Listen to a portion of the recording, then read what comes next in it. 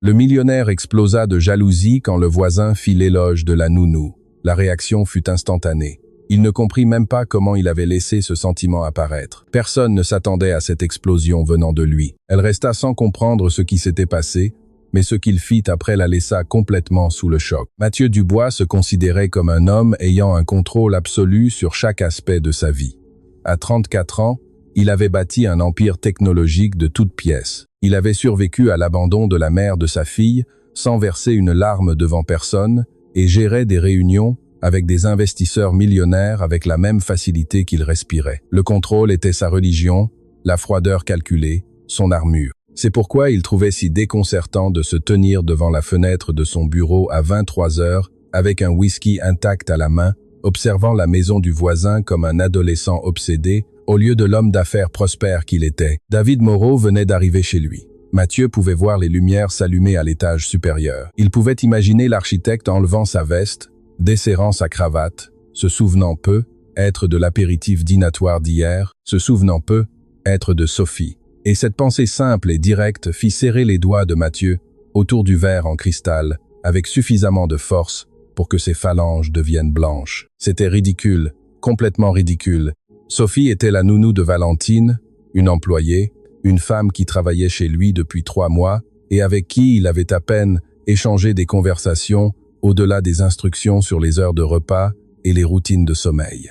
Il n'y avait aucune raison logique pour que Mathieu ressente cette pression dans la poitrine chaque fois qu'il se souvenait comment David avait souri en lui parlant hier, comment il l'avait regardé, comment Sophie avait ri de quelque chose qu'il avait dit, un rire doux et sincère que Mathieu n'avait jamais entendu lui être adressé. Il s'écarta brusquement de la fenêtre et se laissa tomber dans le fauteuil en cuir devant son bureau. Il but le whisky d'un trait, sentant la brûlure descendre dans sa gorge sans vraiment le savourer. Il avait besoin de penser clairement. Il devait analyser cela comme il analysait n'importe quel problème commercial, identifier la racine du problème et l'éliminer avec une efficacité chirurgicale. Quand cela avait-il commencé exactement?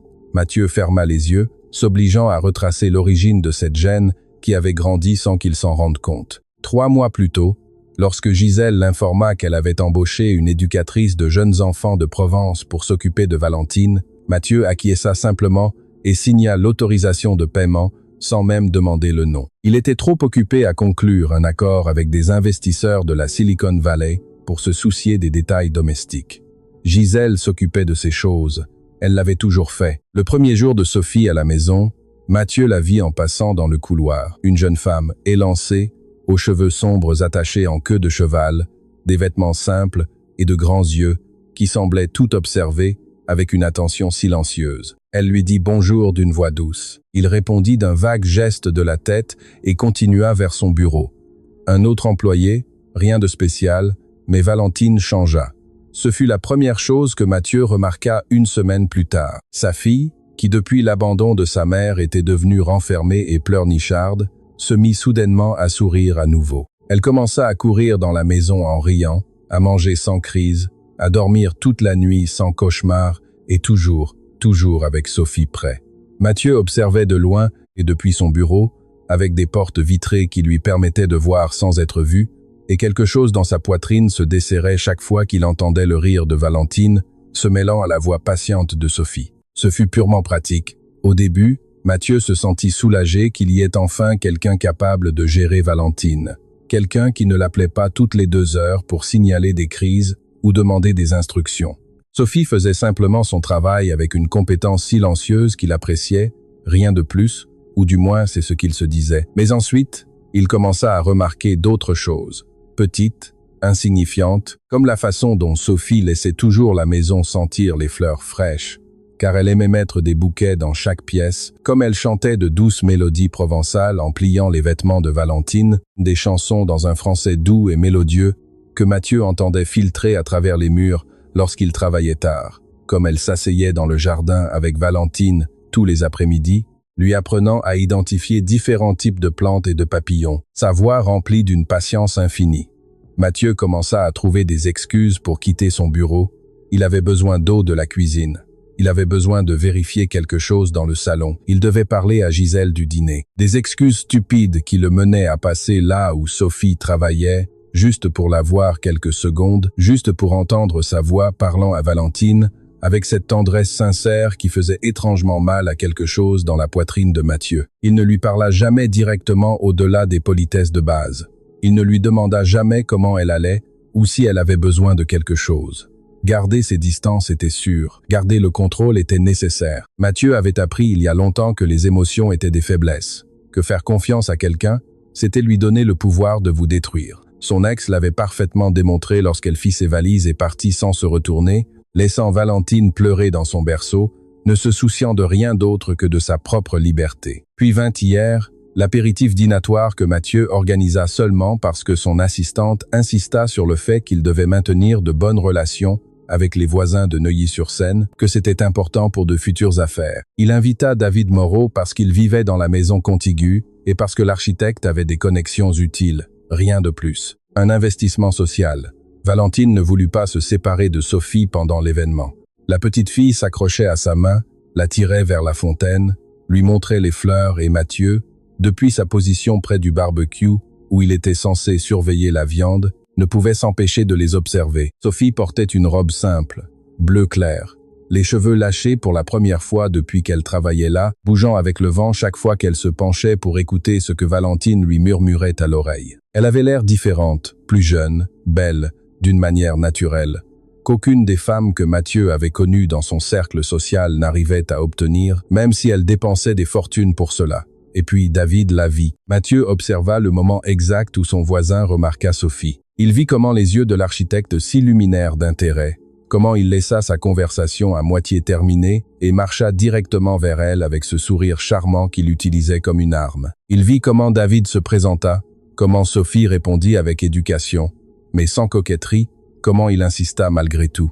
Et puis il écouta, car il était suffisamment prêt, même s'il faisait semblant d'être concentré sur le barbecue, quand David dit d'une voix claire et délibérément forte pour que les autres l'entendent, « Mathieu a beaucoup de chance d'avoir quelqu'un d'aussi dévoué et belle pour s'occuper de sa fille. » Quelque chose se brisa à l'intérieur de Mathieu à ce moment-là, quelque chose de primitif et de violent qu'il n'avait jamais ressenti auparavant. Ce n'était pas la jalousie rationnelle de quelqu'un protégeant sa propriété, car Sophie n'était pas sa propriété.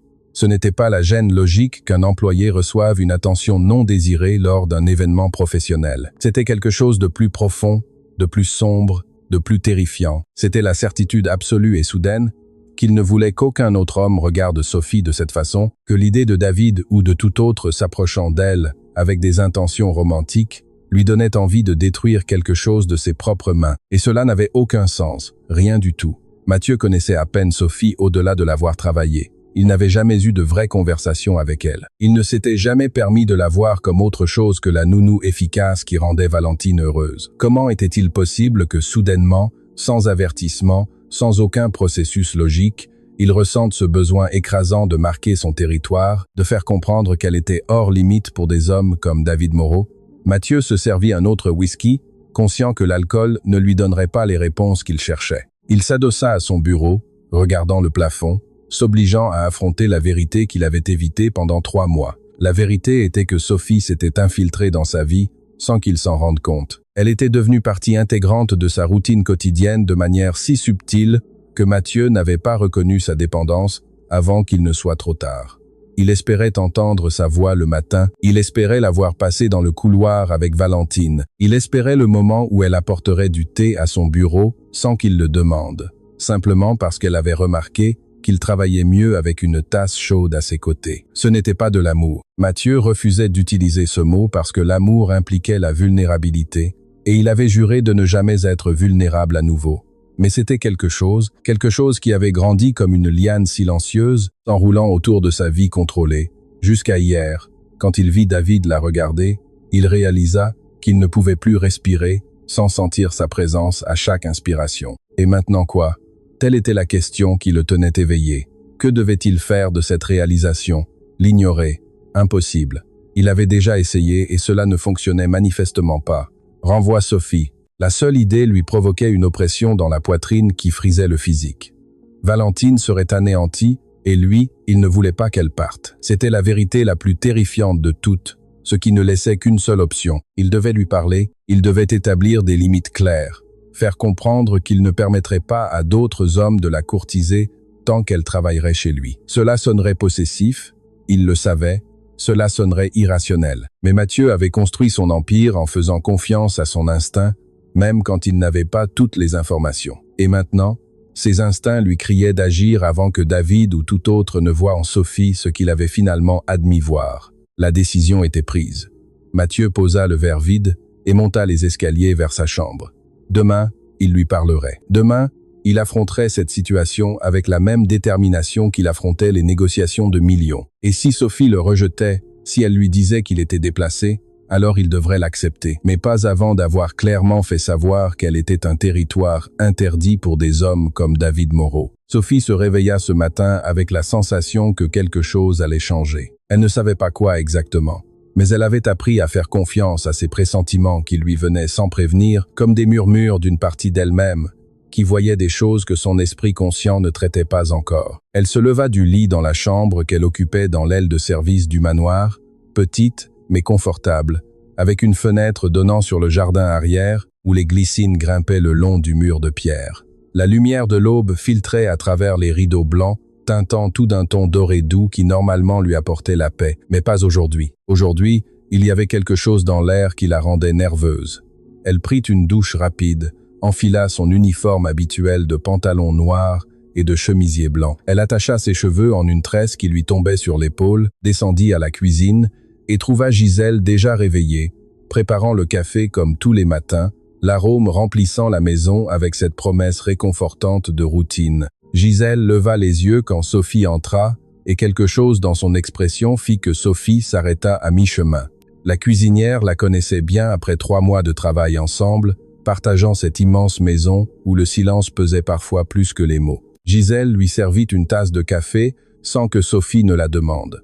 Geste qui normalement était accompagné d'une conversation légère sur le temps ou les plans du jour. Mais cette fois, Gisèle dit seulement d'une voix basse et chargée de quelque chose qui sonnait comme un avertissement que M. Dubois avait demandé à la voir tôt, qu'il voulait la voir dans son bureau après que Valentine ait déjeuné. Sophie sentit son estomac se serrer. En 3 mois, Mathieu n'avait jamais demandé à la voir formellement.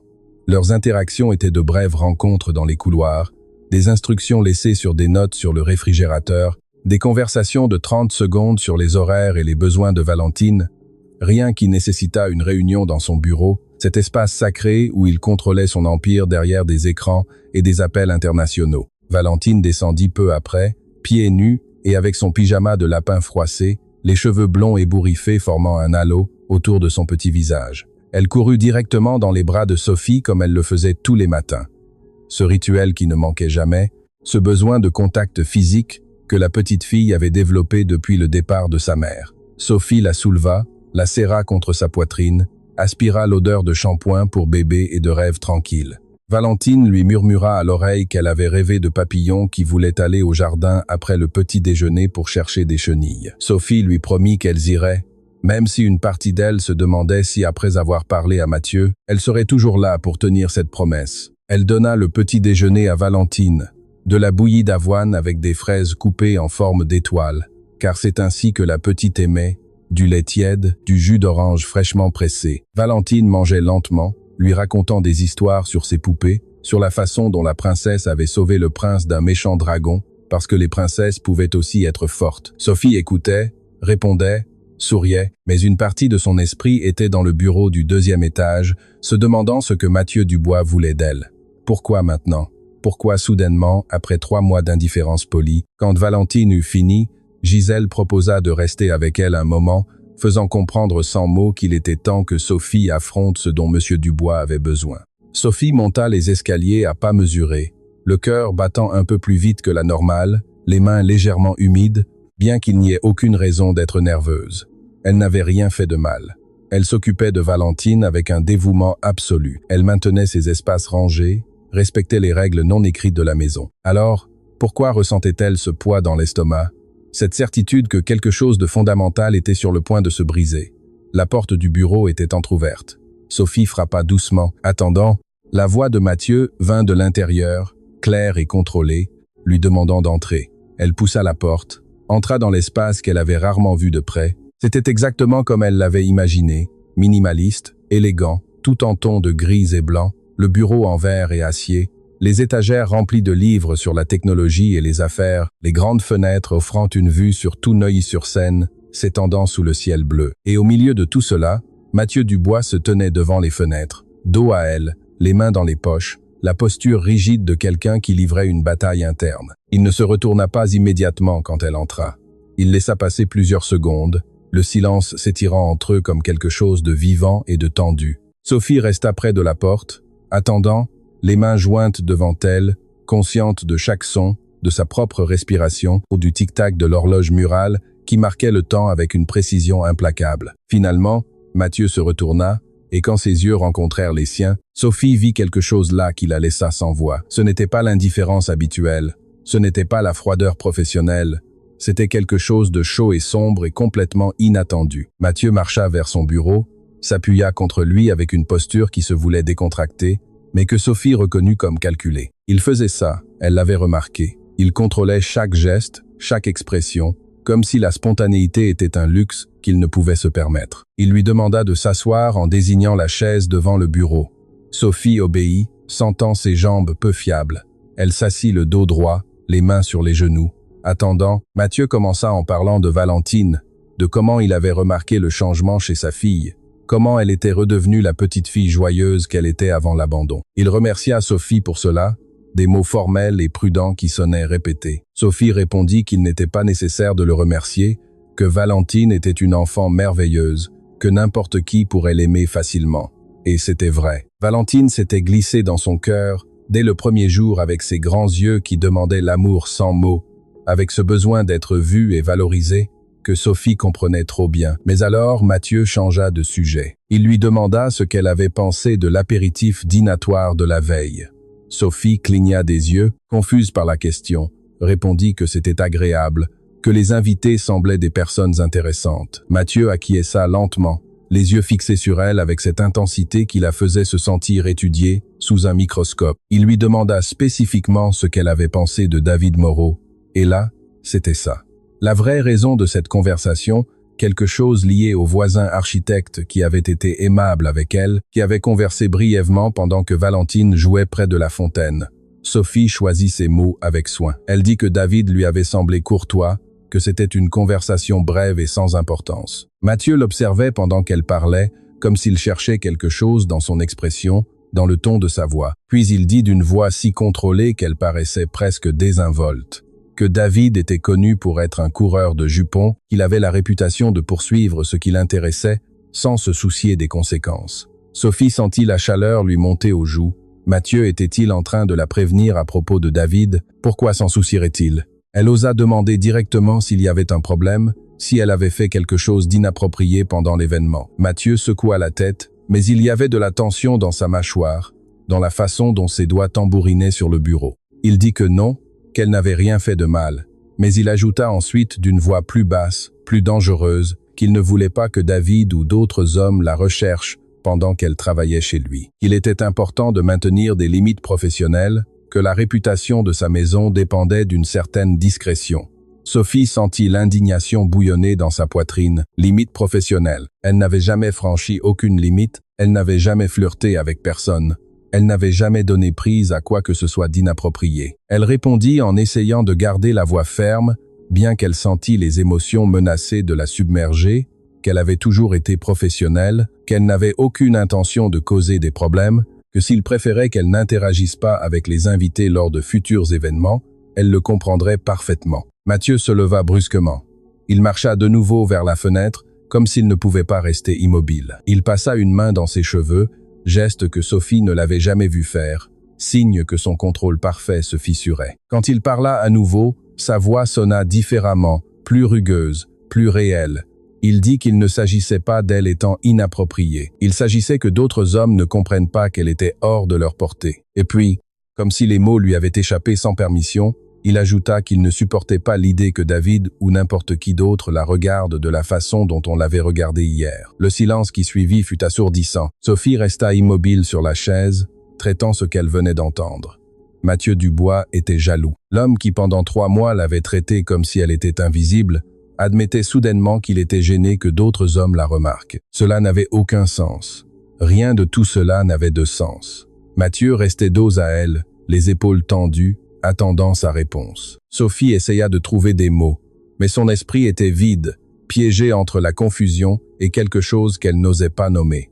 Finalement, elle trouva sa voix. Elle demanda avec prudence ce qu'il était exactement en train de lui dire. Mathieu se retourna, puis il marcha vers elle à pas mesurés jusqu'à se tenir devant sa chaise, si près que Sophie dut incliner la tête en arrière pour le voir. Il la regardait avec une expression qui mélangeait frustration et quelque chose qui ressemblait à un désespoir contenu. Il lui dit qu'il n'était pas sûr de savoir comment l'expliquer, qu'il ne le comprenait pas lui-même complètement, mais que depuis qu'elle était arrivée dans cette maison, quelque chose avait changé, que Valentine n'était pas la seule à avoir commencé à dépendre de sa présence. Sophie sentit son cœur battre si fort qu'elle était sûre qu'il pouvait l'entendre. Mathieu continua, les mots sortant plus vite maintenant, comme s'il avait brisé une digue et ne pouvait plus arrêter le torrent. Il dit qu'il la remarquait tout le temps, que sa voix chantant dans le jardin s'infiltrait dans son bureau quand il travaillait, que l'odeur de fleurs fraîches qu'elle mettait dans chaque pièce le suivait même quand il sortait de la maison, qu'il s'était surpris à chercher des excuses pour sortir de son bureau juste pour la voir passer, juste pour l'entendre parler à Valentine, avec cette patience infinie qu'il n'avait jamais connue chez personne. Et puis, d'une voix plus basse, presque vulnérable, il admit que quand il avait vu David s'approcher d'elle hier, quand il l'avait entendu la louer devant tout le monde, quelque chose à l'intérieur de lui avait simplement explosé. Quelque chose de primitif et de violent qu'il ne savait pas qu'il était capable de ressentir, jalousie, possessivité, besoin de marquer son territoire sur quelque chose qu'il ne savait même pas qu'il voulait jusqu'à ce que quelqu'un d'autre menace de le lui prendre. Sophie ne savait que dire. Elle ne savait pas comment traiter cette confession, qui changeait tout ce qu'elle croyait savoir sur Mathieu Dubois. L'homme froid et distant, l'entrepreneur contrôlé qui ne montrait jamais d'émotion, se tenait devant elle, admettant des choses qui sonnaient dangereusement proches de sentiments réels. Et la façon dont il la regardait maintenant, avec ses yeux sombres remplis de quelque chose de chaud et d'affamé, la faisait se sentir exposée d'une manière qui n'avait rien à voir avec la vulnérabilité professionnelle, mais avec quelque chose de beaucoup plus intime. Mathieu leva la main lentement,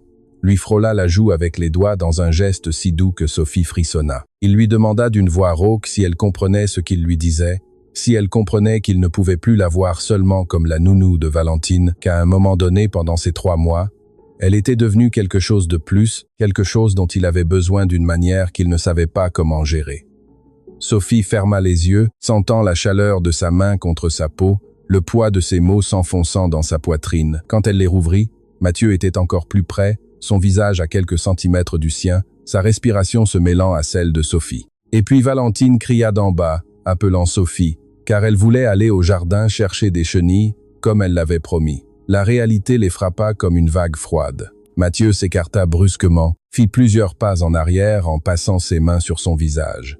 Sophie se leva, les jambes tremblantes, ayant besoin de la distance autant que lui. Mathieu lui dit d'une voix tendue, mais à nouveau contrôlée, qu'elle devait aller avec Valentine, qu'il parlerait plus tard, que ce n'était pas fini. Sophie acquiesça sans faire confiance à sa voix, sortit du bureau le cœur battant à tout rompre, descendit les escaliers, où Valentine l'attendait avec un sourire éclatant, complètement étrangère au tremblement de terre qui venait de secouer le monde de Sophie. Alors qu'elle marchait vers le jardin avec la petite fille par la main, Sophie pouvait sentir le regard de Mathieu, la suivant depuis la fenêtre de son bureau, et elle sut avec une certitude absolue que rien ne serait plus jamais pareil. Les 3 jours suivants furent les plus étranges que Sophie avait vécus depuis son arrivée dans cette maison.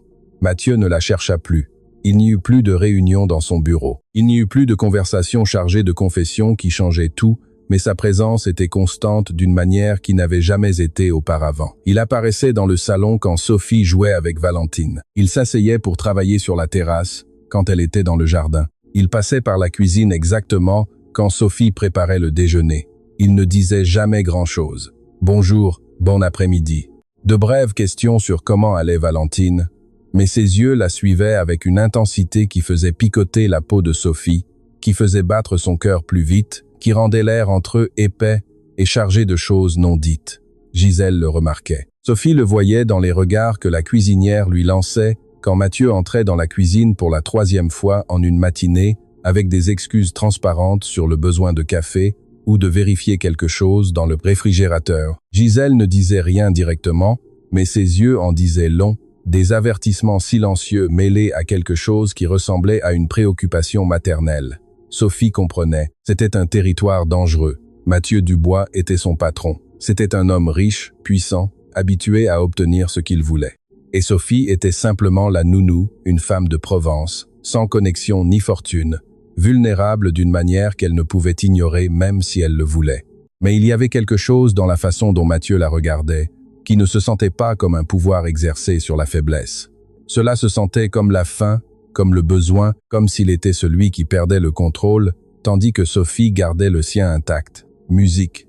Cette inversion de la dynamique attendue la déconcertait autant qu'elle l'attirait, parce que la vérité que Sophie osait à peine s'admettre à elle-même dans l'obscurité de sa chambre, la nuit était que Mathieu Dubois l'avait fascinée bien avant cette confession dans son bureau. Pendant 3 mois, elle avait observé cet homme à distance. Elle avait remarqué des détails que personne d'autre ne voyait probablement, la façon dont il desserrait sa cravate quand il était frustré, comment sa voix devenait plus douce quand il parlait au téléphone avec Valentine pendant ses voyages d'affaires, la façon dont il regardait sa fille quand il pensait que personne ne le voyait, avec une tendresse mêlée de douleur, comme si chaque fois qu'il la regardait, il se souvenait de la femme qu'il avait abandonnée et se reprochait de ne pas avoir été suffisant pour la retenir. Sophie avait vu l'homme derrière le masque de contrôle, et quelque chose en elle avait répondu à cette vulnérabilité cachée bien avant de comprendre ce que cela signifiait.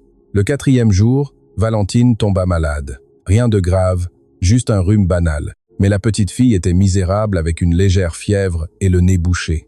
Sophie passa la nuit entière avec elle, lui posant des compresses froides sur le front, lui donnant des gorgées d'eau, lui chantant de douces chansons quand elle pleurait, car elle avait mal à la gorge. À 3 heures du matin, Sophie était assise dans le fauteuil près du lit de Valentine, la petite enfant endormie après des heures d'agitation, quand elle entendit la porte s'ouvrir doucement. Mathieu entra pieds nus, vêtu seulement d'un pantalon de pyjama et d'un t-shirt, les cheveux ébouriffés d'une manière que Sophie n'avait jamais vue. Il avait l'air différent ainsi, plus jeune, plus accessible, moins comme l'homme d'affaires intouchable, et plus comme un père préoccupé qui ne pouvait pas dormir en sachant que sa fille allait mal. Il s'approcha du lit, regarda Valentine endormie, lui arrangea les cheveux avec des doigts incroyablement doux. Puis il se tourna vers Sophie, remarquant pour la première fois les cernes sous ses yeux, la pâleur de fatigue sur son visage. Il lui demanda depuis combien de temps elle était éveillée. Sophie répondit que cela n'avait pas d'importance et que Valentine avait besoin d'elle. Mathieu s'assit à l'autre bout du fauteuil, gardant ses distances, mais suffisamment près pour que leurs genoux se touchent presque. Il lui dit qu'elle aussi avait besoin de se reposer, qu'elle ne pouvait pas s'occuper de Valentine si elle tombait malade d'épuisement. Sophie sourit, fatiguée. Elle lui assura qu'elle allait bien, qu'elle avait passé des nuits pires. Mathieu l'observait avec une expression mêlant admiration et quelque chose de plus sombre, de plus intense. Il lui demanda pourquoi elle le faisait, pourquoi elle se donnait si complètement à une enfant qui n'était même pas la sienne.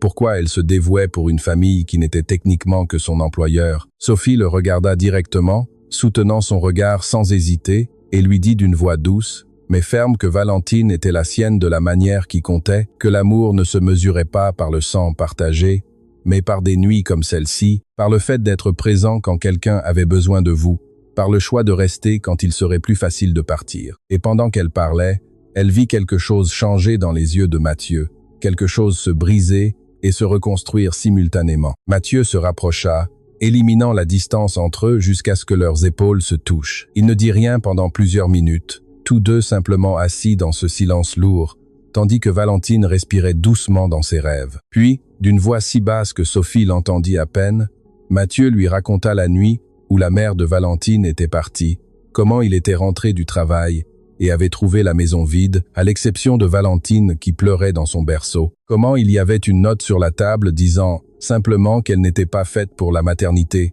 qu'elle se sentait piégée, qu'elle avait besoin de liberté plus que de sa famille. Il parla de la rage qu'il ressentit, de la douleur, de l'humiliation de réaliser qu'il n'avait pas été suffisant pour retenir la femme qu'il aimait. Il parla de comment il s'était fermé émotionnellement après cela, comment il avait décidé que le contrôle était la seule façon de survivre, que s'il ne ressentait rien, alors personne ne pourrait plus jamais le blesser. Il parla de comment il avait embauché nounou après nounou, toutes efficaces mais froides, toutes traitant Valentine comme un travail et non comme une personne. Et puis Sophie était arrivée, et en 3 mois, Elle avait réussi ce qu'il n'avait pas pu faire en une année entière, faire en sorte que Valentine retrouve confiance, retrouve l'amour sans peur. Sophie écoutait sans interrompre, ressentant la douleur dans chaque mot, comprenant pour la première fois l'ampleur du mal que cet abandon avait causé. Quand Mathieu eut fini de parler, elle fit quelque chose qu'elle n'avait pas prévu. Elle prit sa main, simplement enlaça ses doigts avec les siens, offrant un réconfort silencieux, une connexion humaine sans mots. Mathieu resta immobile, regardant leurs mains unies, comme s'il ne pouvait pas croire que c'était réel. Puis il serra les doigts de Sophie, avec une force presque douloureuse, s'accrochant à elle comme si elle était la seule chose solide dans un monde qui s'effondrait. Ils ne parlèrent plus cette nuit-là. Ils, raclement de gorge, restèrent assis dans le fauteuil, les mains entrelacées, veillant sur Valentine tandis que les heures passaient lentement. À un moment donné, près de l'aube, Mathieu s'endormit, la tête appuyée contre le dossier, mais il ne lâcha jamais la main de Sophie. Elle non plus ne la retira pas. Elle resta là, soutenant cet homme brisé qui se cachait derrière des costumes parfaits et un contrôle absolu, sentant quelque chose grandir dans sa poitrine, quelque chose qu'elle savait dangereux, mais qu'elle ne pouvait plus arrêter. Quand la lumière du jour commença à filtrer à travers les rideaux, Valentine bougea, se réveillant lentement. Elle ouvrit les yeux, vit Sophie et son père endormis ensemble sur le fauteuil, les mains entrelacées, et sourit avec cette sagesse simple qu'ont les enfants qui comprennent l'amour mieux que les adultes. Elle ne dit rien, ferma juste les yeux à nouveau, se sentant en sécurité d'une manière qu'elle n'avait pas ressentie depuis le départ de sa mère. Sophie se réveilla peu après, sentit le poids de la main de Mathieu, tenant toujours la sienne, tourna la tête et le trouva éveillé, l'observant avec une expression qui lui coupa le souffle. Elle aurait dû lâcher sa main, elle aurait dû mettre de la distance, elle aurait dû se souvenir des lignes professionnelles qui les séparaient supposément, mais elle ne le fit pas. Elle resta là, piégée dans ce regard sombre qui promettait des choses que Sophie ne savait pas si elle était prête à accepter. Mathieu parla le premier, d'une voix rauque de sommeil et d'émotion brute, lui dit qu'il avait besoin qu'elle comprenne quelque chose d'important, que ce qu'il ressentait n'était pas un caprice passager ou une confusion causée par la gratitude, que pendant 3 mois il avait lutté contre cela, avait essayé de l'ignorer, de l'enterrer sous le travail et la distance, mais qu'il ne pouvait plus, que la voir là avec Valentine, se donnant complètement sans rien demander en retour, ne faisait que confirmer ce qu'il avait nié, qu'elle était différente de toute personne qu'il avait connue, qu'il avait besoin d'elle d'une manière qui allait bien au-delà du professionnel. Sophie sentit des larmes lui piquer les yeux, non de tristesse, mais de quelque chose d'écrasant qu'elle ne savait pas nommer. Elle lui dit d'une voix tremblante qu'elle avait peur. Peur que ce soit réel, peur que ça ne le soit pas, peur de perdre son travail, de perdre Valentine, de perdre la vie qu'elle avait soigneusement construite dans cette maison. Mais plus que tout, peur d'admettre qu'elle aussi ressentait quelque chose, que pendant 3 mois elle était tombée amoureuse d'un homme qui semblait inaccessible, jusqu'à ce qu'il ne le soit plus. Mathieu lâcha sa main seulement pour prendre son visage entre ses paumes, l'obligeant à le regarder directement. Il lui promit qu'elle ne perdrait rien, qu'il trouverait le moyen de faire en sorte que cela fonctionne, qu'il protégerait ce qu'ils avaient, quoi qu'il arrive, que si elle lui donnait une chance, si elle lui faisait suffisamment confiance pour essayer, il ferait tout son possible pour ne pas la décevoir. Et quand il la regarda ainsi, avec une vulnérabilité absolue brillant dans ses yeux qui normalement cachaient tout, Sophie sut qu'il n'y avait plus de retour en arrière. Elle acquiesça lentement, acceptation silencieuse de quelque chose qui changerait tout. Mathieu ferma les yeux comme s'il venait de recevoir le plus beau cadeau de sa vie. Il appuya son front contre le sien, respirant profondément. Ils restèrent ainsi, suspendus dans cet instant parfait, avant que la réalité ne revienne, avant qu'ils ne doivent penser aux conséquences et aux complications. Ils n'existaient que tous les deux, et la promesse de quelque chose de nouveau commençant. Valentine bougea entre les draps, brisant le moment. Elle ouvrit les yeux complètement, cette fois la fièvre ayant clairement baissé, souriant en voyant les 2 adultes si près, demanda d'une voix rauque si papa était aussi resté la garder. Mathieu sourit, le premier sourire sincère que Sophie lui avait vu, et dit à sa fille que oui, qu'ils l'avaient tous les 2 gardé toute la nuit. Valentine tendit ses petits bras, voulant qu'ils la serrent tous les 2. Et quand Mathieu et Sophie se penchèrent ensemble sur le lit, entourant la petite fille entre eux 2, Sophie sut que c'était exactement là qu'elle était censée être. La semaine suivante se déroula dans une sorte de bulle fragile, où tout était nouveau, terrifiant et merveilleux à la fois. Mathieu ne fit pas de déclaration publique, ni ne changea radicalement la dynamique de la maison de manière que Gisèle ou tout autre membre du personnel puisse le remarquer. Mais les petites choses changèrent. Les regards qui duraient quelques secondes de trop lorsqu'ils se croisaient dans le couloir, la façon dont Mathieu trouvait des excuses pour lui toucher la main quand il lui passait quelque chose pendant le dîner. Comment il restait dans la chambre de Valentine après lui avoir souhaité bonne nuit, conversant avec Sophie à voix basse sur des choses sans importance, pendant que la petite dormait entre eux, simplement appréciant d'être près, sans avoir besoin de le justifier. Sophie se sentait suspendue entre deux réalités. Pendant la journée, elle restait la nounou professionnelle, s'occupant de Valentine avec le même dévouement que toujours, maintenant les apparences avec Gisèle et le reste du personnel. Mais quand la nuit tombait et que Valentine s'endormait, elle descendait les escaliers et trouvait Mathieu l'attendant dans le salon, 2 verres de vin servis, bien que Sophie touchait à peine le sien, et ils conversaient pendant des heures sur tout et sur rien. Mathieu lui parlait de son entreprise, des projets qui le passionnaient, des rêves qu'il avait enterrés quand la responsabilité était devenue plus importante que la créativité. Sophie lui parlait de la Provence, de sa famille, de pourquoi elle avait tout quitté pour venir à la ville chercher quelque chose de mieux, sans savoir exactement ce qu'était ce quelque chose, jusqu'à ce qu'elle le trouve dans cette maison, avec cet homme et cet enfant. Un après-midi, pendant que Valentine faisait sa sieste, Mathieu apparut dans le jardin où Sophie arrosait les plantes. Il ne dit rien au début, s'assit simplement sur le banc de pierre sous le platane, l'observant se mouvoir parmi les fleurs avec cette grâce naturelle qu'elle ne savait même pas posséder. Sophie le sentit la regarder. Elle se tourna, le tuyau d'arrosage toujours à la main, leva un sourcil interrogateur. Mathieu sourit, ce nouveau sourire qui avait commencé à apparaître plus souvent, et lui demanda de s'asseoir avec lui un instant. Sophie posa le tuyau d'arrosage, s'essuya les mains sur son tablier, marcha vers lui, consciente de la façon dont ses yeux suivaient chacun de ses mouvements. Elle s'assit, gardant une distance prudente, car même si les choses avaient changé entre eux, ils restaient dans un territoire visible depuis les fenêtres de la maison. Mathieu respecta cet espace, mais il y avait de la tension dans la façon dont ses doigts tambourinaient sur son genou, comme s'il retenait l'impulsion de l'atteindre. Il lui dit qu'il devait parler de ce qui allait suivre, de la façon dont ils allaient gérer cela, sans créer de problème pour l'un d'eux. Sophie sentit son estomac se serrer. Elle avait évité de penser aux complications pratiques, à la façon dont une relation fonctionnerait entre le propriétaire de la maison et son employé, à ce que les autres diraient, à savoir si cela pourrait lui coûter son travail, et par extension sa stabilité complète. Mathieu dut voir la peur dans son expression, car il clarifia immédiatement qu'il ne suggérait pas de mettre fin à quoi que ce soit.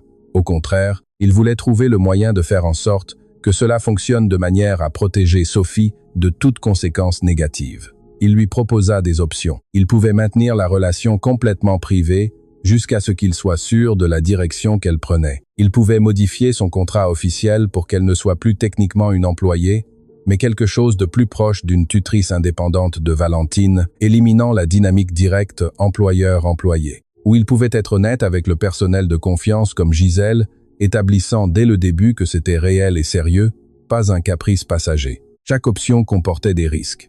Chaque option exigeait que Sophie ait confiance que Mathieu pensait réellement à son bien-être, et pas seulement à ce qu'il voulait. Sophie écouta toutes les alternatives, les traitant avec la partie pratique de son cerveau qu'il avait maintenu à flot pendant des années de travaux difficiles et de situations compliquées. Finalement, elle lui dit qu'elle avait besoin de savoir quelque chose avant de décider quoi que ce soit. Elle avait besoin de savoir si c'était réel pour lui ou si c'était simplement la première femme qui avait montré un intérêt sincère après l'abandon de la mère de Valentine. Elle avait besoin de savoir s'il la voulait elle spécifiquement ou s'il voulait seulement combler le vide que cette femme avait laissé.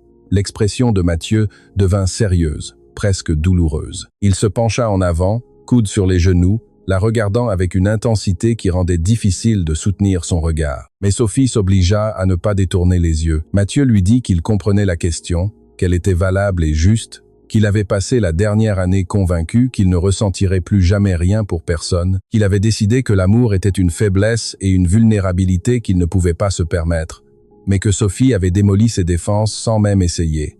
Simplement en étant qui elle était, en s'occupant de sa fille avec un amour sincère, en apportant de la lumière dans une maison qui était devenue un mausolée de contrôle et de distance émotionnelle. Il lui dit qu'au début, il n'avait pas compris ce qu'il ressentait, qu'il l'avait confondu avec de la gratitude ou de l'appréciation professionnelle, mais que la jalousie qu'il avait ressentie quand il avait vu David s'approcher d'elle avait été la révélation brutale que c'était beaucoup plus profond qu'il avait passé des nuits entières à analyser chaque interaction qu'ils avaient eue, à retracer le moment exact où Sophie avait cessé d'être simplement la nounou et était devenue la personne à qui il pensait au réveil, la voix qu'il cherchait pendant la journée, la présence qui faisait que sa maison se sentait enfin comme un foyer.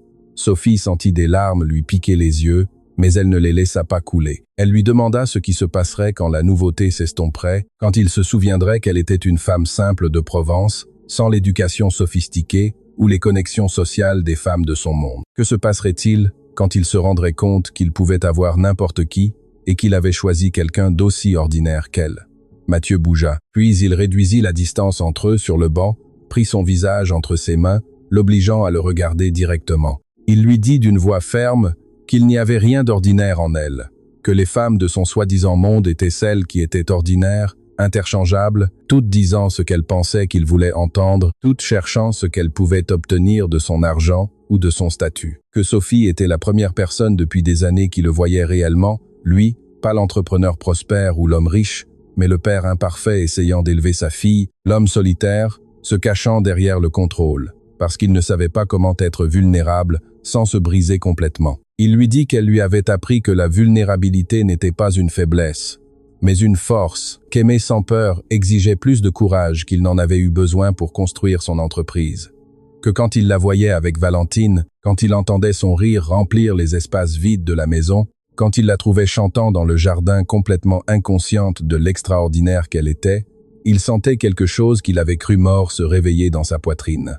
Espoir, possibilité, futur, qui n'était pas seulement travail et responsabilité, mais aussi joie et connexion réelle. Sophie ne put plus retenir ses larmes. Elles roulèrent sur ses joues, tandis que Mathieu les essuyait avec ses pouces, la tenant comme si elle était quelque chose de précieux et de fragile. Elle lui dit qu'elle avait peur, qu'elle n'avait jamais fait ça, qu'elle ne savait pas comment être ce qu'il attendait d'elle. Mathieu sourit, ce sourire doux qu'il réservait seulement pour elle et Valentine, et lui répondit qu'elle n'avait pas besoin d'être autre chose, qu'elle était exactement qui elle était, que c'était suffisant, que c'était tout. Ils restèrent ainsi, les fronts appuyés l'un contre l'autre, respirant le même air, le jardin silencieux autour, à l'exception du chant des oiseaux et du murmure du vent entre les feuilles. Sophie sentit quelque chose se dénouer dans sa poitrine, quelque chose qu'elle avait retenu de peur de tomber trop vite, trop profondément. Elle lui dit qu'elle voulait essayer, qu'elle voulait voir où cela les mènerait, mais qu'elle avait besoin qu'il lui promette une honnêteté absolue, que s'il changeait un jour d'avis ou le regrettait,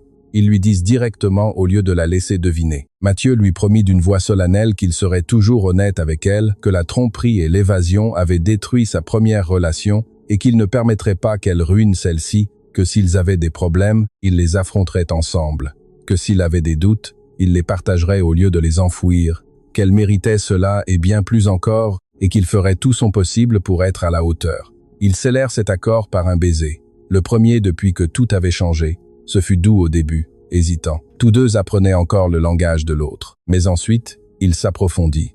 Il devint plus sûr, les mains s'enlaçant dans les cheveux, les corps se rapprochant jusqu'à éliminer tout espace entre eux. Quand ils se séparèrent, tous deux respiraient difficilement, les joues rougies, les yeux brillants. Mathieu appuya son front contre celui de Sophie, souriant d'une manière qui le faisait paraître des années plus jeune. Il lui dit qu'il avait pris une décision. Il allait parler à Gisèle ce soir-là, lui expliquer la situation, demander sa discrétion, mais aussi son soutien. Gisèle les connaissait tous les deux. Elle avait vu comment Sophie avait transformé Valentine. Elle avait remarqué les changements chez Mathieu. Si quelqu'un devait comprendre et respecter ce qu'il construisait, ce serait elle. Sophie acquiesça, reconnaissante qu'il soit prêt à faire ce pas, à rendre cela réel et visible, du moins pour les personnes les plus proches. Ce soir-là, musique, après que Valentine se fut endormie, Mathieu tint sa promesse. Il parla à Gisèle dans la cuisine pendant que Sophie attendait nerveusement dans le salon. Elle entendit des voix basses, ne put distinguer de mots spécifiques, mais le ton ne sonnait pas négatif. Quand Mathieu revint 20 minutes plus tard, il était accompagné de Gisèle, qui marcha directement vers Sophie et l'étreignit avec force. Elle lui murmura à l'oreille qu'il était temps, qu'elle avait attendu qu'ils se rendent tous les deux à l'évidence, qu'elle avait sa bénédiction complète, tant qu'il traiterait cela avec le respect qu'il méritait. Musique, Sophie étreignit la femme plus âgée en retour, ressentant une gratitude écrasante d'avoir ce soutien, cette validation que ce n'était pas de la folie, mais quelque chose de réel, et de précieux. Quand Gisèle se retira dans sa chambre, les laissant seuls, Mathieu tendit la main à Sophie. Elle la prit sans hésiter, se laissant guider vers la terrasse, où la nuit les enveloppait d'étoiles brillantes au-dessus et d'un silence confortable en bas. Ils s'assirent sur la balançoire, corps serrés, doigts entrelacés, aucun d'eux n'ayant besoin de combler le silence par des mots.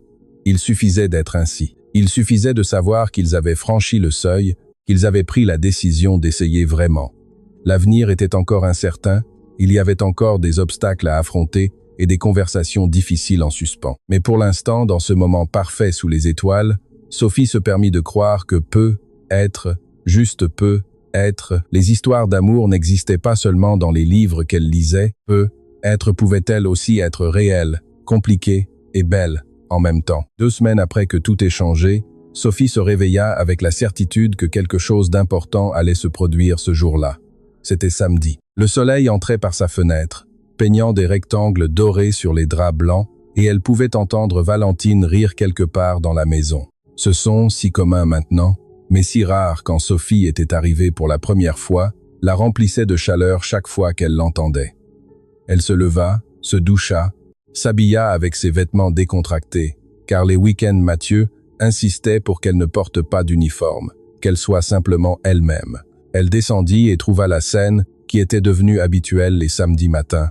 Mathieu dans la cuisine, toujours en pantalon de pyjama et t-shirt, préparant des crêpes avec Valentine debout sur un petit tabouret à côté de lui, tous deux couverts de farine, et riant de quelque chose que la petite avait dit. Gisèle observait de la table avec une expression de bonheur maternel, buvant son café, clairement enchantée par la transformation qu'elle avait vue dans cette maison au cours des dernières semaines. Quand Sophie entra, 3 paires d'yeux se tournèrent vers elle, et Valentine cria son nom avec joie, descendant du tabouret d'un bond et courant dans ses bras. Sophie la souleva, la fit tourner, rit quand Valentine lui laissa des taches de farine sur son chemisier. Mathieu observait avec une expression qui remplissait l'estomac de Sophie de papillons, ce regard qu'il réservait seulement pour elle, rempli de choses qu'il n'avait pas encore dites à voix haute, mais qui flottaient entre eux, de plus en plus tangibles.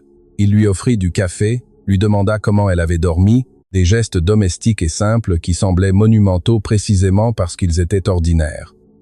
C'était ce que Sophie ne s'était jamais permis de rêver. Une famille, un foyer, l'appartenance. Après le petit déjeuner, Mathieu annonça qu'il avait une surprise. Il avait planifié quelque chose de spécial pour eux 3, mais refusa de donner des détails au-delà de leur dire de s'habiller confortablement et qu'ils seraient dehors la majeure partie de la journée. Valentine sautait d'excitation, le bombardant de questions qu'il esquivait avec des sourires mystérieux. Sophie ressentit de la curiosité mêlée de nervosité. Sortir ensemble en famille était un pas significatif, quelque chose qui rendrait leur relation visible d'une manière qu'ils avaient évitée jusqu'à présent. Mais quand elle regarda Mathieu cherchant une confirmation silencieuse qu'il était sûr, il acquiesça avec une fermeté qui dissipa tout doute. 1 heure plus tard, ils étaient dans la voiture, Valentine sur son siège arrière chantant des chansons inventées.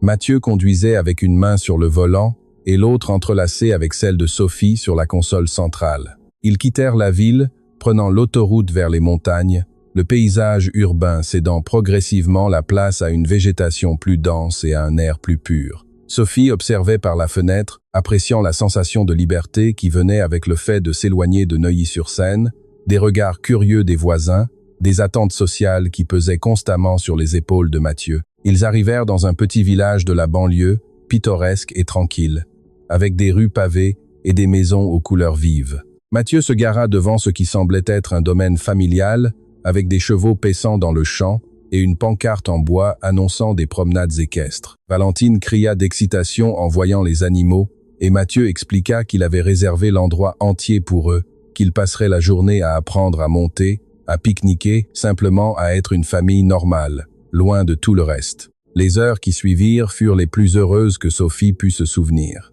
Elles virent Valentine monter son premier poney avec l'aide de l'instructeur, son petit visage illuminé de pure joie, alors qu'elle faisait des tours dans le petit enclos. Mathieu monta un cheval plus grand, faisant preuve d'une habileté qui surprit Sophie, jusqu'à ce qu'il expliqua qu'il avait grandi, en visitant le domaine de son grand-père, que monter était une des rares choses qu'il faisait juste pour le plaisir, et non par obligation. Quand il proposa d'enseigner à Sophie, elle accepta, bien que ses mains tremblaient légèrement en s'approchant de l'animal. Mathieu fut patient, la tenant pendant qu'elle montait, guidant ses mains sur les rênes, marchant à côté du cheval pendant que Sophie trouvait son équilibre. Il y avait quelque chose d'intime dans la façon dont ses mains la tenaient fermement, dans la façon dont sa voix basse lui donnait des instructions près de l'oreille, dans la confiance qu'il lui accordait pour essayer quelque chose de nouveau. Quand elle réussit enfin à faire un tour complet de l'enclos sans aide, Mathieu applaudit avec une fierté sincère, et Valentine l'acclama de là où Gisèle la tenait près de la clôture. Gisèle avait insisté pour les accompagner, disant que quelqu'un devait documenter cette journée importante,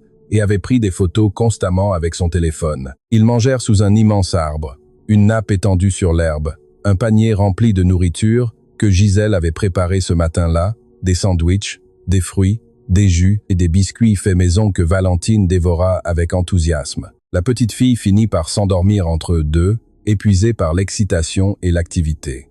Sa petite tête reposait sur l'épaule de Sophie, tandis que ses jambes reposaient sur les genoux de Mathieu. Gisèle s'éloigna discrètement, leur laissant de l'intimité, et pour la première fois depuis des semaines, Sophie et Mathieu se retrouvèrent complètement seuls, bien que techniquement accompagnés par l'enfant endormi. Mathieu parla le premier, d'une voix basse pour ne pas réveiller Valentine. Il lui dit qu'il avait beaucoup réfléchi à l'avenir, à la façon dont il voulait que leur vie ensemble se présente, qu'il savait qu'ils avaient pris les choses lentement, respectant le processus, mais que pour lui, il n'y avait plus de doute sur ce qu'il voulait. Il voulait cela.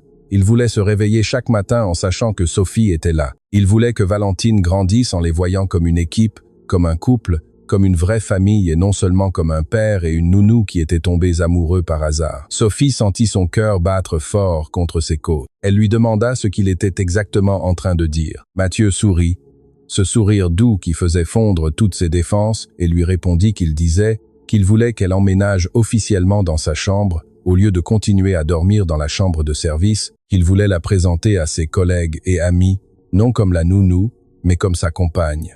Qu'il voulait que le monde sache qu'ils avaient choisi cela, de se choisir mutuellement, malgré les différences superficielles dont personne d'autre ne devrait se soucier. Il lui dit qu'il comprendrait si elle avait besoin de plus de temps, qu'il ne voulait pas la presser, mais qu'il avait aussi besoin qu'elle sache que ce n'était pas temporaire pour lui, ce n'était pas une expérience ou une phase. C'était un engagement réel, l'intention de construire un avenir ensemble, d'affronter tout obstacle qui pourrait apparaître, car ce qu'il ressentait pour elle valait n'importe quelle complication. Sophie écoutait, des larmes s'accumulant dans ses yeux, non de tristesse, mais de bonheur écrasant, mêlée à une peur résiduelle que quelque chose d'aussi bon ne puisse pas être vrai. Elle lui confessa que pendant des semaines, elle avait attendu qu'il se réveille, qu'il se rende compte de l'erreur qu'il commettait en la choisissant elle alors qu'il pouvait avoir n'importe qui, qu'elle s'était préparée mentalement au moment où il dirait que c'était amusant, mais qu'il était temps de revenir à la réalité.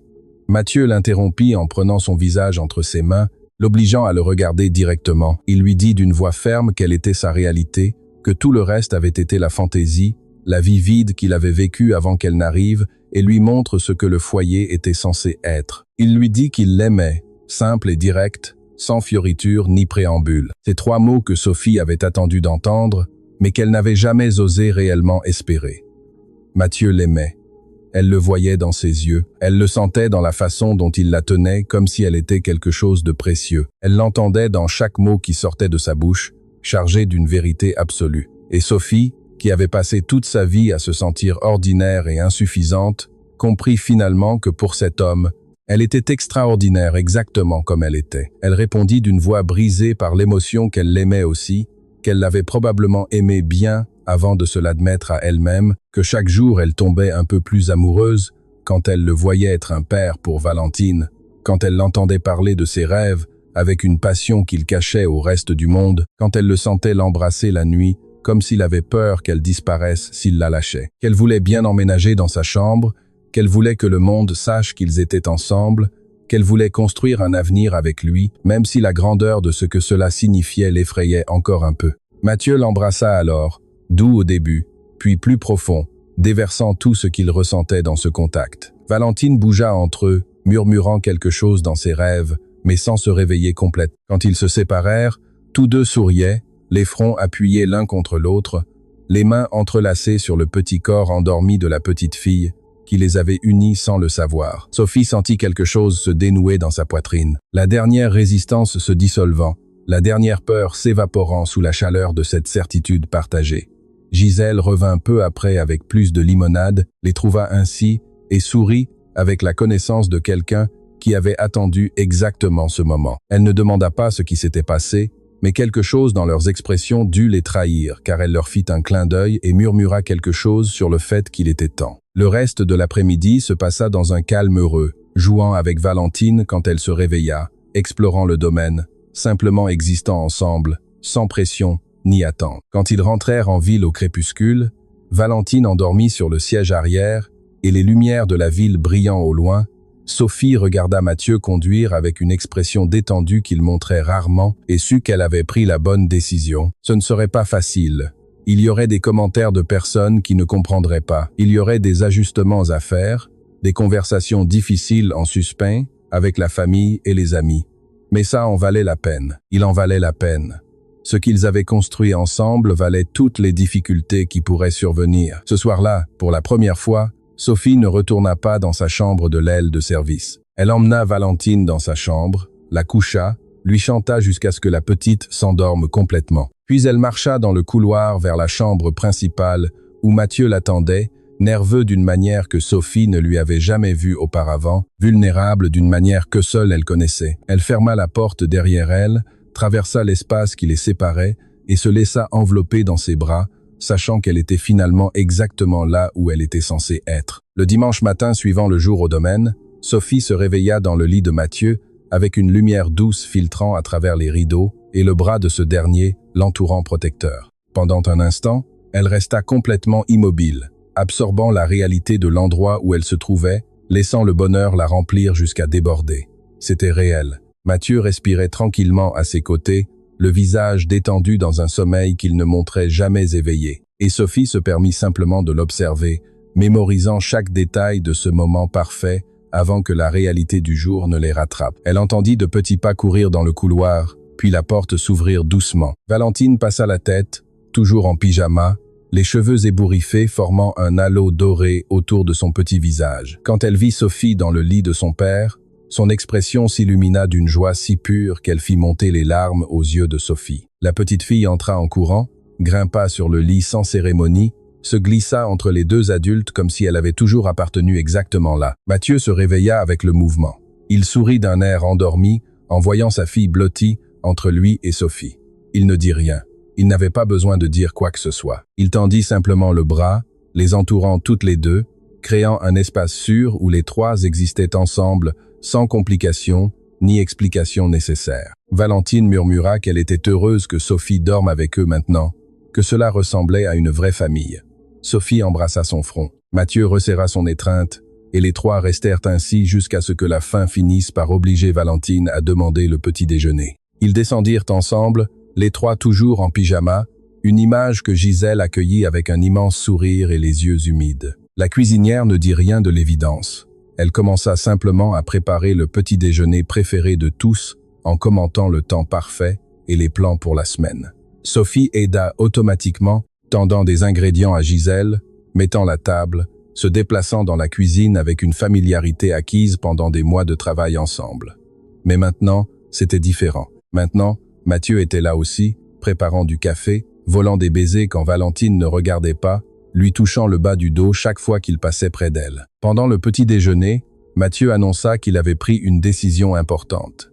Il allait organiser un dîner ce soir-là, inviter des personnes proches, présenter formellement Sophie comme sa compagne, non pas comme la nounou qui était par hasard devenue quelque chose de plus, mais comme la femme qu'il aimait, la personne avec qui il construisait un avenir. Valentine applaudit avec enthousiasme.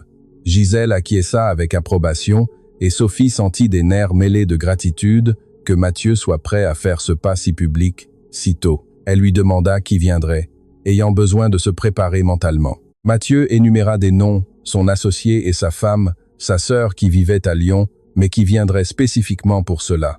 Et oui, David Moreau. Sophie leva brusquement les yeux au dernier nom. Mathieu sourit d'une satisfaction presque primitive. Il expliqua qu'il voulait que David comprenne clairement que Sophie était complètement hors de sa portée, que tout intérêt qu'il avait montré lors de l'apéritif dînatoire quelques semaines plus tôt était sans importance, car elle était à lui et lui était à elle. Sophie sentit la chaleur lui monter aux joues devant la possessivité dans la voix de Mathieu, mais cela ne la dérangea pas.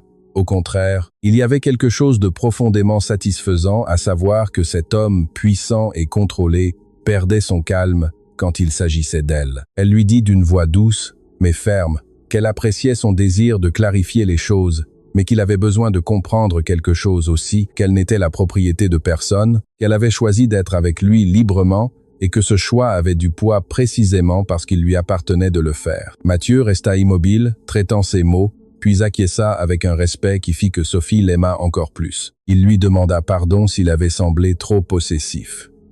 Il expliqua qu'il apprenait encore à équilibrer la peur de la perdre avec le respect qu'elle méritait. Sophie prit sa main sur la table, entrelace leurs doigts, lui assura qu'elle comprenait d'où venait cette peur, mais qu'il avait besoin de croire qu'elle n'allait pas disparaître, qu'elle avait pris cette décision les yeux complètement ouverts, sachant exactement ce qu'elle choisissait. Le reste de la journée se passa en préparatifs.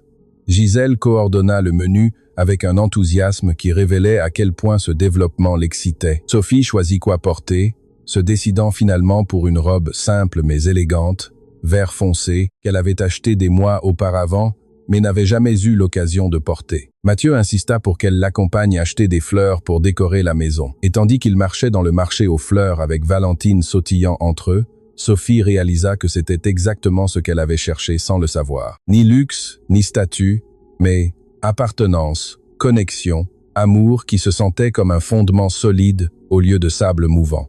Les invités commencèrent à arriver au crépuscule.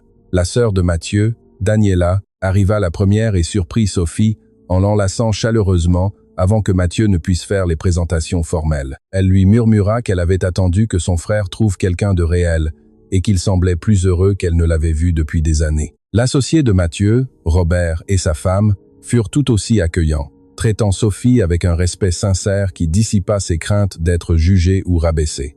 Quand David arriva, Sophie sentit la tension dans les épaules de Mathieu, bien que son expression restât courtoise. David salua tout le monde, et quand il arriva à Sophie, il lui tendit la main professionnellement en commentant qu'il était agréable de la revoir. Mais ce fut Mathieu qui intervint, entourant la taille de Sophie d'un bras possessif, mais non agressif, faisant absolument comprendre, sans mots, quelle était la situation. David comprit immédiatement, acquiesça avec une grâce surprenante et les félicita tous les deux avec une sincérité qui semblait authentique. Pendant le dîner, Mathieu fit un toast. Il se leva, verre de vin à la main, et Sophie sentit tous les yeux se tourner vers lui. Il parla d'une voix claire de la façon dont l'année passée avait été la plus difficile de sa vie, comment il avait cru qu'il ne ferait plus jamais confiance à personne, comment il s'était fermé émotionnellement, pensant que c'était la seule façon de survivre. Et puis Sophie arriva, ne cherchant rien de lui, simplement étant qui elle était, aimant sa fille sans condition, apportant de la lumière dans des espaces qui avaient été sombres trop longtemps. Il dit que Sophie lui avait appris que la vulnérabilité était une force, que l'amour réel ne reposait pas sur la perfection, mais sur le choix quotidien de se montrer complètement, que la famille n'était pas seulement le sang, mais les personnes qu'on choisissait de soutenir même quand c'était difficile, qu'elle avait transformé non seulement Valentine, mais lui rappelant qu'il méritait d'être heureux, qu'il méritait l'amour, qui ne venait pas avec des conditions ou des attentes impossibles, et qu'il se tenait là devant les personnes qui comptaient le plus pour lui pour déclarer publiquement qu'il aimait cette femme, qu'il s'était engagé à construire un avenir ensemble,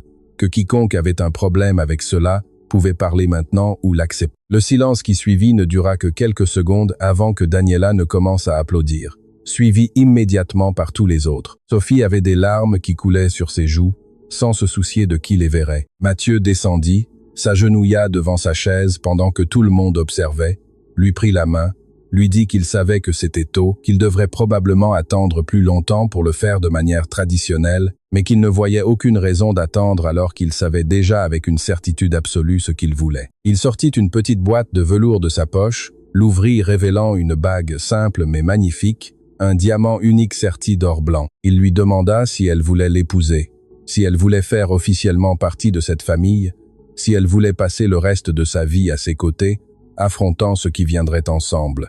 Sophie ne pouvait pas parler, les mots coincés dans sa gorge serrés par l'émotion. Elle ne put qu'acquiescer une fois, 2 fois, avant que Mathieu ne glisse la bague à son doigt et ne la tire dans ses bras. Tout le monde applaudit à nouveau. Valentine cria de joie sans comprendre complètement ce que cela signifiait, mais sentant le bonheur remplir la pièce. Gisèle pleurait ouvertement dans un coin, fière d'avoir été témoin de cette transformation depuis le début. Daniela étreignit Sophie après que Mathieu l'eut lâchée. Elle lui dit qu'elle la considérait déjà comme sa sœur. David s'approcha, serra la main de Mathieu sans trace de ressentiment, leur souhaita sincèrement tout le bonheur. Quand les invités finirent par partir vers minuit, Sophie resta sur la terrasse, regardant la bague briller sous les lumières douces. Mathieu sortit avec 2 coupes de champagne, lui en offrit une. Ils trinquèrent sans mots, appréciant simplement le silence confortable entre eux. Mathieu lui demanda si elle était heureuse, si elle ne regrettait pas d'avoir accepté si vite. Sophie rit. Elle lui répondit qu'elle avait attendu qu'il le demande depuis qu'il lui avait confessé qu'il l'aimait, que son cœur avait su la réponse bien avant que sa tête ne la comprenne. Elle lui dit que pendant toute sa vie, elle avait eu l'impression de chercher quelque chose sans savoir quoi. Elle avait quitté la Provence. Elle avait travaillé dans des maisons étrangères, s'occupant d'enfants qui n'étaient pas les siens.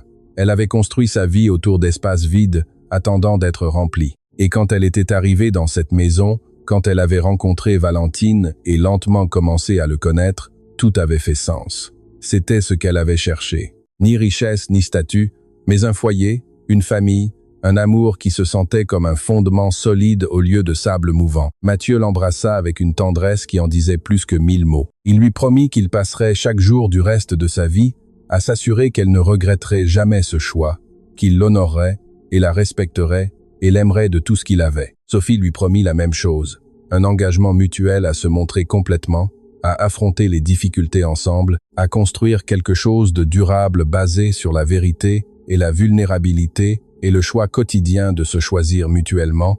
Quand ils montèrent, ils trouvèrent Valentine endormie au centre du lit de Mathieu, ayant clairement décidé que c'était sa place. Ils se regardèrent, sourirent et se glissèrent chacun d'un côté de la petite fille. Et tandis que Sophie s'endormait avec la nouvelle bague à son doigt, la main de Mathieu tenant la sienne sur le petit corps de Valentine, elle sut qu'elle avait enfin trouvé sa place dans le monde. Ce n'était pas un lieu physique, c'était ici, entre ces 2 personnes qu'il aimait complètement. C'était cette famille imparfaite et magnifique qu'ils avaient construite à partir de morceaux brisés. C'était cet amour qui avait grandi silencieusement jusqu'à devenir inébranlable. C'était le foyer, et c'était pour toujours.